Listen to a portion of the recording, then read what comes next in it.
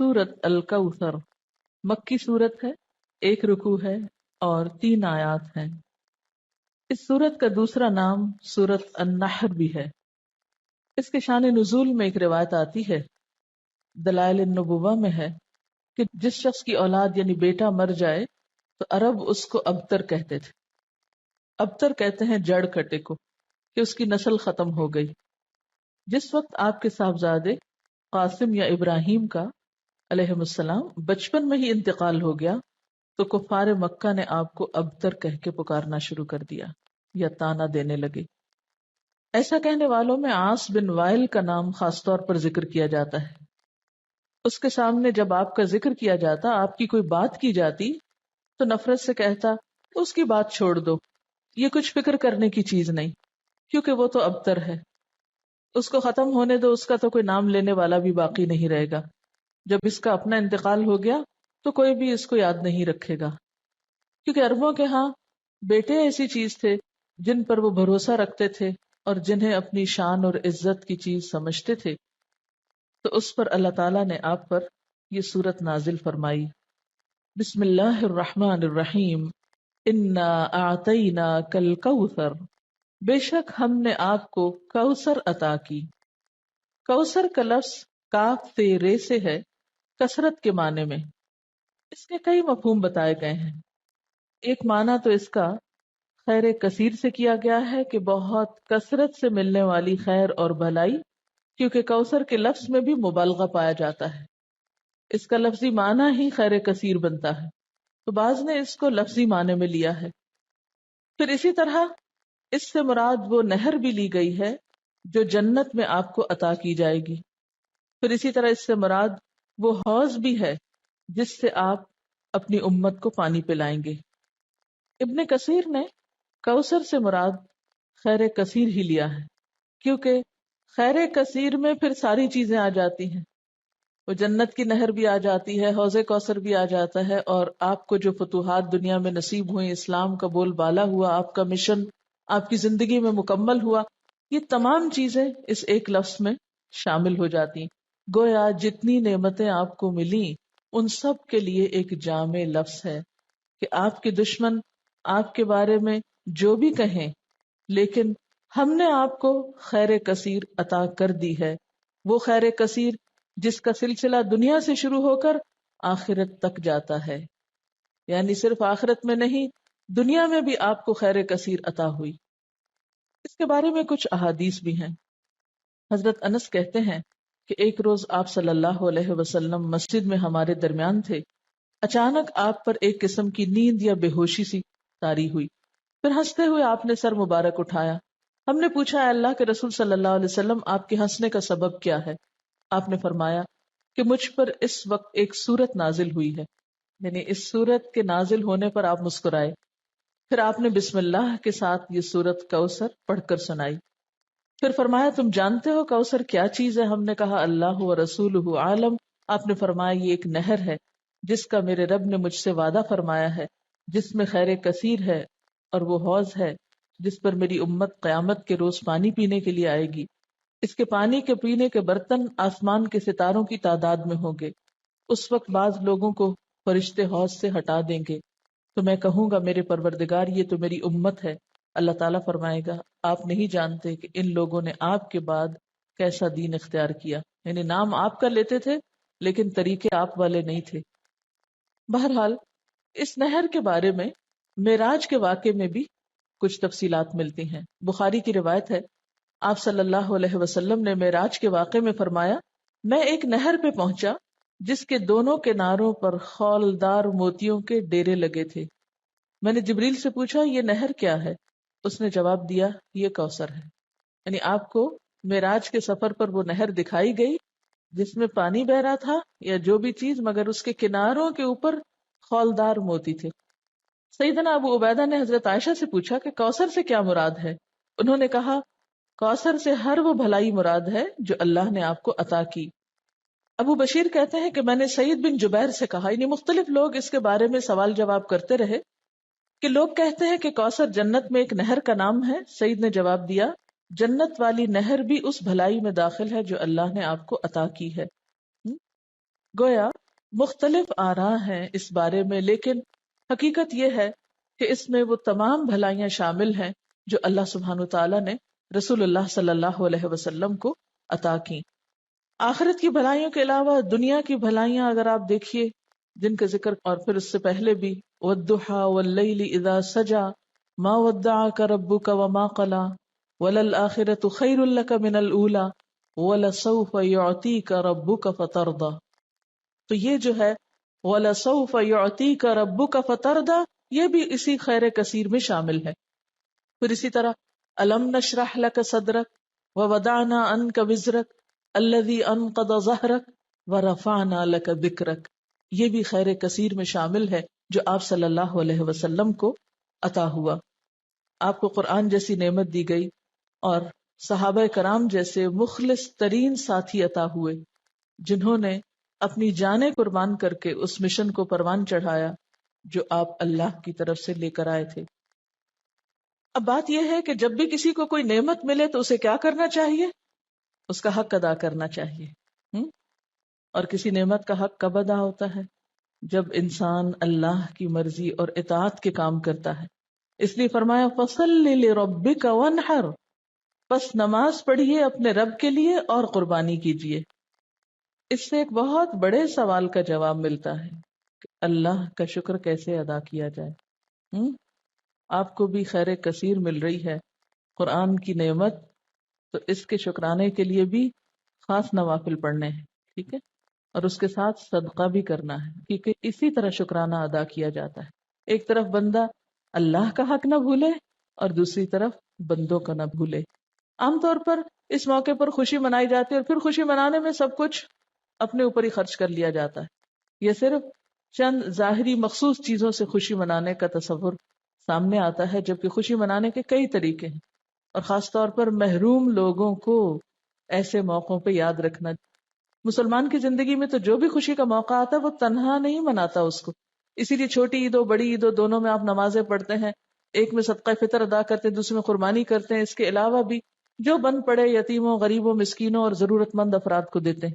اور یہی اصول رکھیے زندگی بھر، جب بھی کوئی نعمت ملے فَصَلِّ لِرَبِّكَ، اپنے رب کے لیے نماز پڑھیے، جھک جائیے، وَانْحَرْ، اور قربانی کیجیے۔ نحر بنیادی طور پر اونٹ کی قربانی کو کہا جاتا ہے، یعنی قربانی ٹھیک ٹھاک قسم کی۔ اونٹ سب سے بڑا جانور ہے نا، تو اپنی حیثیت کے مطابق جو بھی اللہ توفیق دے۔ اسی لیے کہا جاتا ہے کہ حضرت عبداللہ بن عمر نے شاید سورۃ البقرہ کے خاتمے پر 7 اونٹ ذبح کیے تھے۔ عربوں کے ہاں سب سے بڑی دولت اونٹ تھی، ان کی متاع یہی تھی، اور کسی کو آنر دینا ہوتا تو اس کے آنے پر اس کی مہمانی میں اونٹ ذبح کیا کرتے تھے، مرغی بکری نہیں بلکہ اونٹ۔ تو اسی طرح صدقے کا جو انتہائی تصور ہے، یہ بڑی سے بڑی چیز اللہ کی راہ میں دینا ہے، وہ کیا ہے؟ جو بن پڑے میکسیمم انسان کو دینے میں وہ دے اللہ کے راستے میں۔ وَانْحَرْ، اور قربانی کیجیے، یعنی نحر سے مراد اونٹ کی قربانی، اور اس کا مسنون طریقہ کیا ہے کہ اس کا پاؤں باندھ کر حلقوم میں نیزہ مارا جاتا ہے، کھڑا کر کے اس کو قربان کیا جاتا ہے، اسی سے پتہ چلتا ہے۔ ویسے تو قربانی کے لیے اور لفظ بھی آتے ہیں نا، لیکن یہاں نحر سے خود بخود واضح ہو رہا ہے کہ یہ اونٹ کی، کیونکہ صرف اونٹ کو اس طرح ذبح کیا جاتا ہے، باقی جانوروں کو لٹا کے ذبح کیا جاتا ہے۔ اور ویسے بھی آپ صلی اللہ علیہ وسلم کو حکم تھا قُلْ إِنَّ صَلَاتِي وَنُسُكِي وَمَحْيَايَ وَمَمَاتِي لِلَّهِ رَبِّ الْعَالَمِينَ، تو فَصَلِّ لِرَبِّكَ، دکھاوے کی نماز نہیں، وہ جو پچھلی صورت میں آئی ہے الَّذِينَ هُمْ يُرَاءُونَ وَيَمْنَعُونَ الْمَاعُونَ۔ ایک تو اپنے اندر کے حرص اور بخل ختم کرنے ہیں، اور دوسری طرف دکھاوے کی نماز نہیں، فَصَلِّ لِرَبِّكَ کرنی ہے، وَانْحَرْ، اور قربانی بھی اپنے رب کے لیے کرنی ہے۔ نتیجہ کیا نکلے گا؟ إِنَّ شَانِئَكَ هُوَ الْأَبْتَرُ، دشمنوں کو اللہ خود سنبھال لے گا، برا چاہنے والے خود مصیبت میں گرفتار ہو جائیں گے۔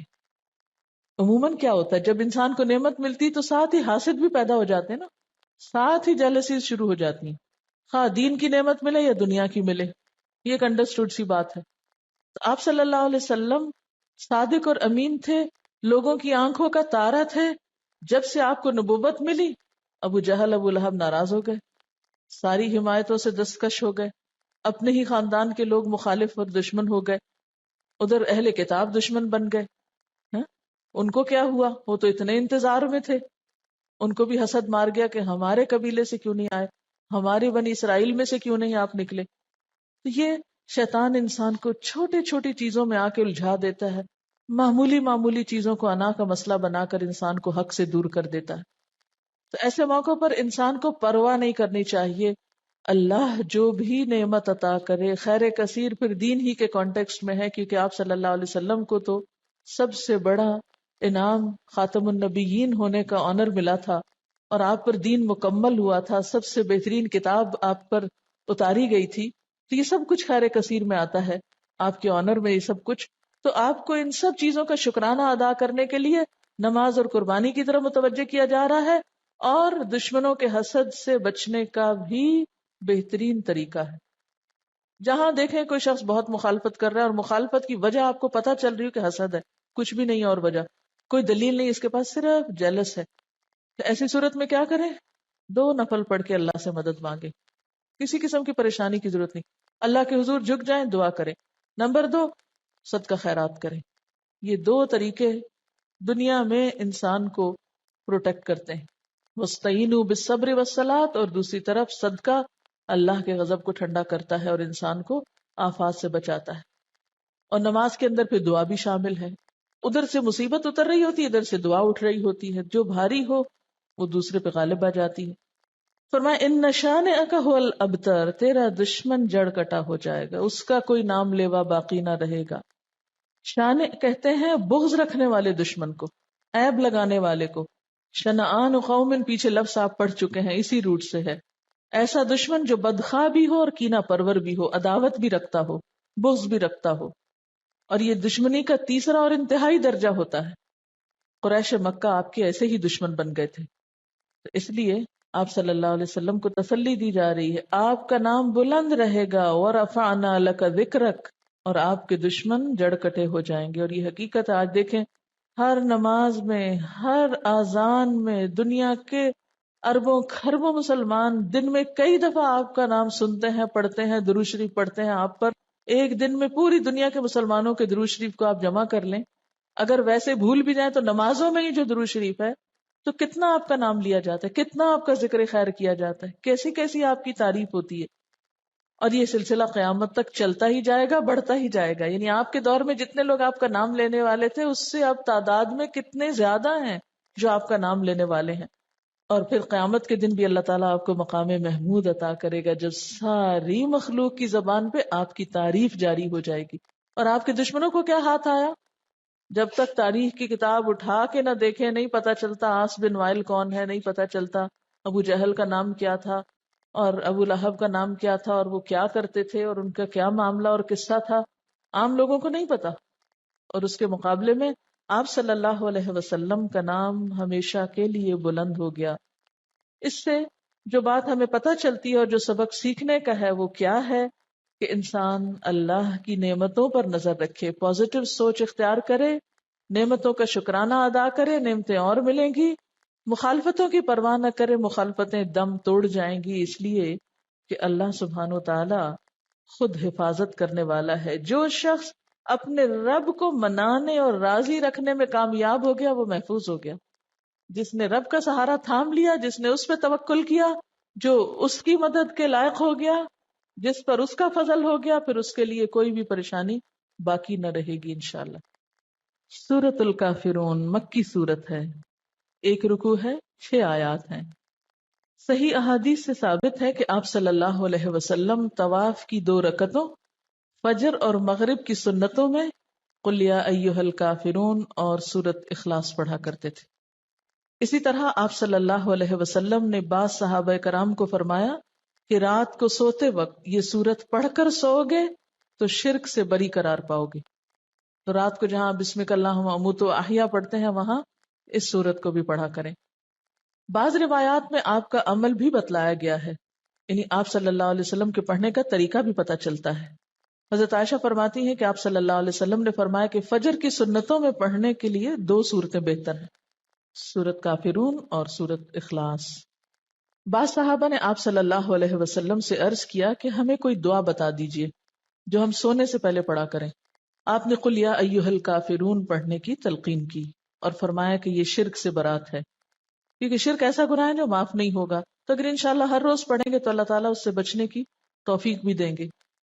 حضرت جبیر بن مطعم فرماتے ہیں کہ آپ صلی اللہ علیہ وسلم نے ان سے فرمایا کیا تم یہ چاہتے ہو کہ جب سفر میں جاؤ تو وہاں تم اپنے سب رفقا سے زیادہ خوشحال اور بامراد رہو، تمہارا سامان زیادہ ہو جائے؟ انہوں نے عرض کیا بے شک میں ایسا چاہتا ہوں اے اللہ کے رسول صلی اللہ علیہ وسلم.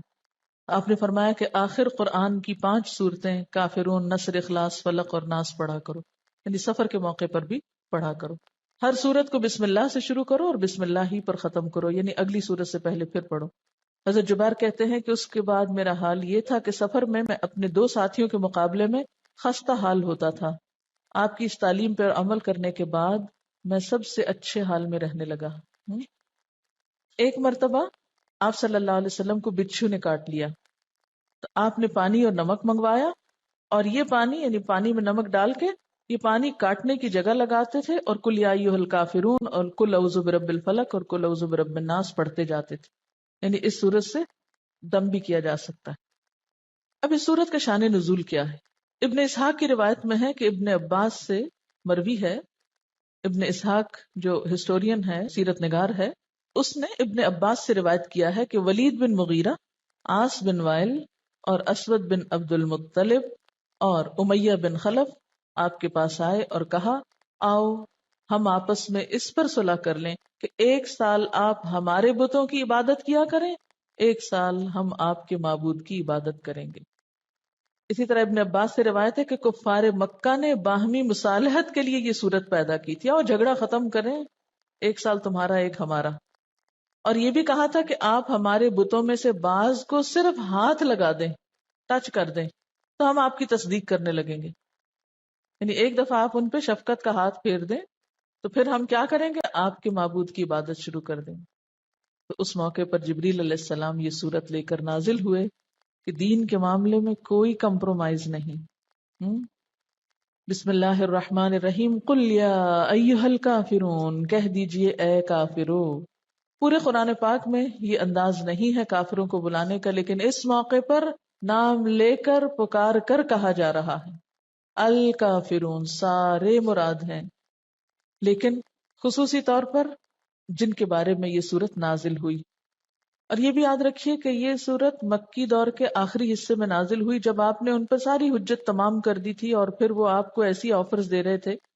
آپ ایک عرصے تک اپنی قوم کو یا قومی کہہ کے پکارتے تھے، اے میری قوم، اے بنو ہاشم، اے قریش. لیکن اب یہاں اے کافرو کہہ کے پکارا گیا، اور حجت تمام کرنا بھی مقصود تھا. تو قل یا ایھا الکافرون، کہہ دیجئے اے کافرو، لا اعبد ما تعبدون، میں عبادت نہیں کرتا ان کی جن کی تم عبادت کرتے ہو. یعنی کسی قیمت پر میں تمہارے معبودوں کی عبادت نہیں کر سکتا. آپ کو یاد ہوگا کہ ابتدائی دور میں بھی آپ کو کچھ آفرز دی گئی تھی.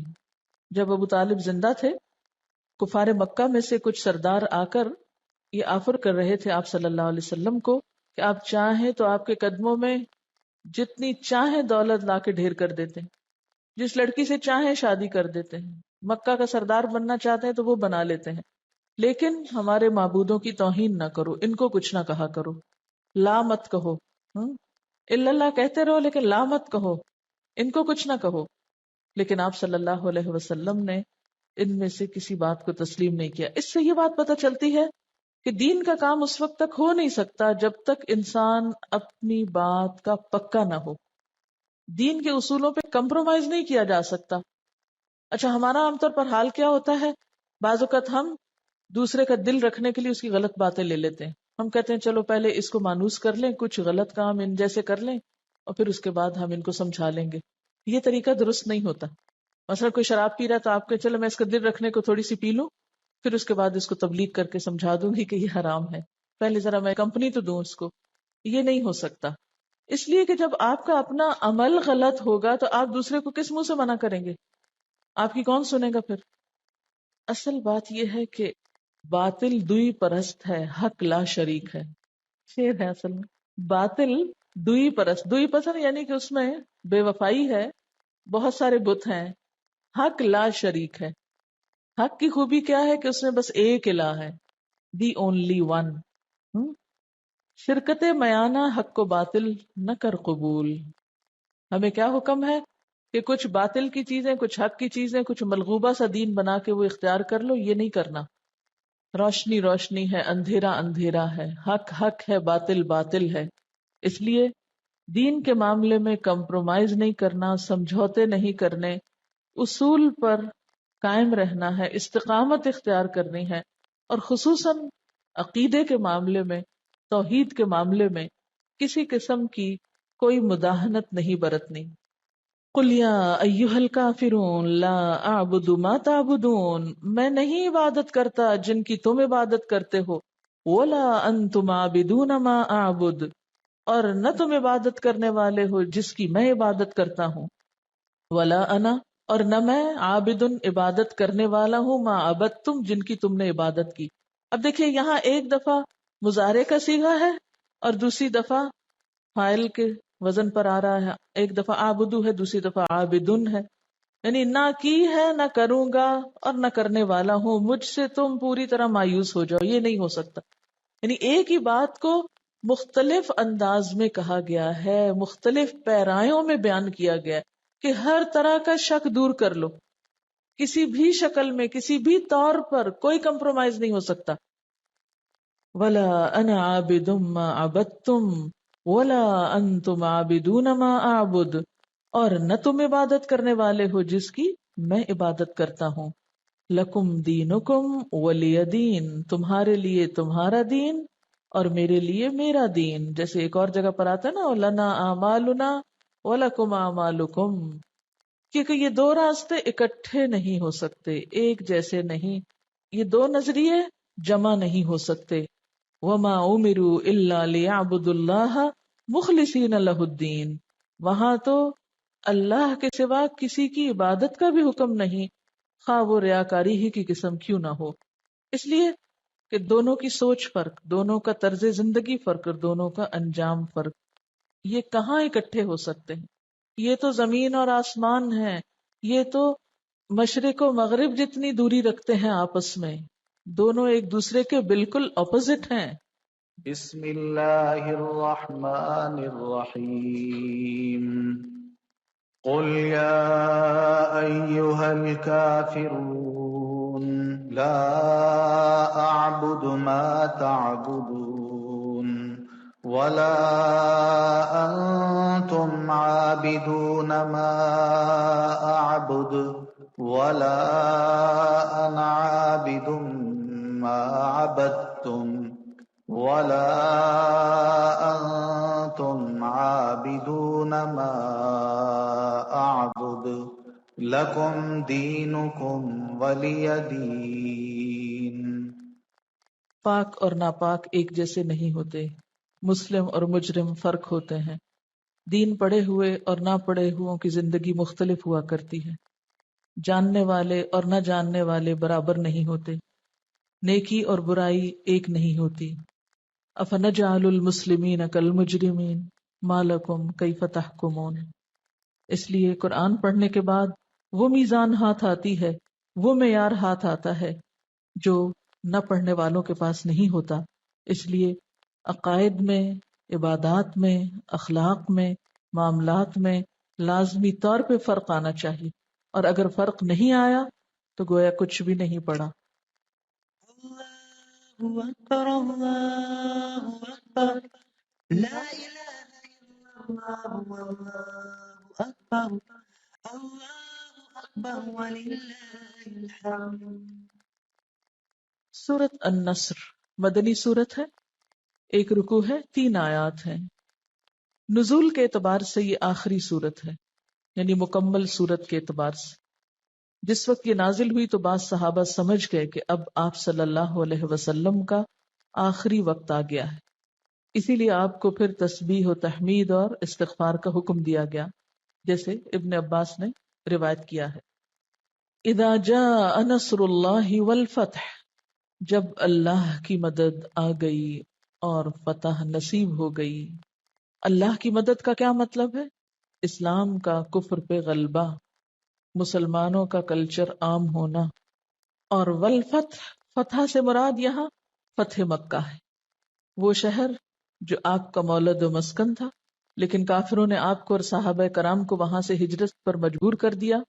چنانچہ 8 ہجری میں جب مکہ فتح ہو گیا تو لوگ جوق در جوق مسلمان ہونے لگے، فوج در فوج مسلمان ہونے لگے۔ اس سے قبل ایک ایک دو دو لوگ مسلمان ہوا کرتے تھے، گروپس میں لوگ مسلمان نہیں ہوئے تھے۔ فتح مکہ سے لوگوں پہ یہ بات واضح ہو گئی کہ آپ اللہ کے سچے پیغمبر ہیں اور دین اسلام سچا دین ہے جس کے بغیر اب نجات ممکن نہیں، نہ دنیا میں نہ آخرت میں۔ اس لیے اذا جاء نصر اللہ والفتح، جب اللہ کی مدد آ گئی اور فتح نصیب ہو گئی، جس کا ذکر پیچھے کیا گیا تھا، وَأُخْرَى تُحِبُّونَهَا نَصْرٌ مِّنَ اللَّهِ وَفَتْحٌ قَرِيب، جس فتح قریب کا وعدہ کیا گیا تھا وہ فتح مبین، فتح مکہ کی شکل میں نصیب ہو گئی۔ وَرَأَيْتَ النَّاسَ يَدْخُلُونَ فِي دِينِ اللَّهِ أَفْوَاجًا، اور تم نے دیکھا لوگوں کو کہ اللہ کے دین میں فوج در فوج داخل ہونے لگے، یعنی بہت بڑی تعداد لوگوں کی مسلمان ہو گئی۔ کہتے ہیں کہ صرف یمن سے 700 لوگ مسلمان ہو کے آپ کے پاس پہنچے، اتنی بڑی بڑی تعداد میں اکٹھے مسلمان ہوئے جو راستے میں اذانیں دیتے ہوئے اور قرآن پڑھتے ہوئے آ رہے تھے، یعنی اسلام میں داخل ہونے کے بعد۔ تو ایسی نعمت جب نصیب ہو فسبح بحمد ربک، تو تسبیح کرو اپنے رب کی حمد کے ساتھ، یعنی اب فریضہ رسالت دین ادا ہو گیا، جو ذمہ داری تھی پوری ہو گئی، لہٰذا اب اللہ کی تعریف اور پاکی بیان کی جائے، واستغفر، اور خوب استغفار کی جائے، انہ کانا توابا، بے شک وہ توبہ قبول کرنے والا ہے۔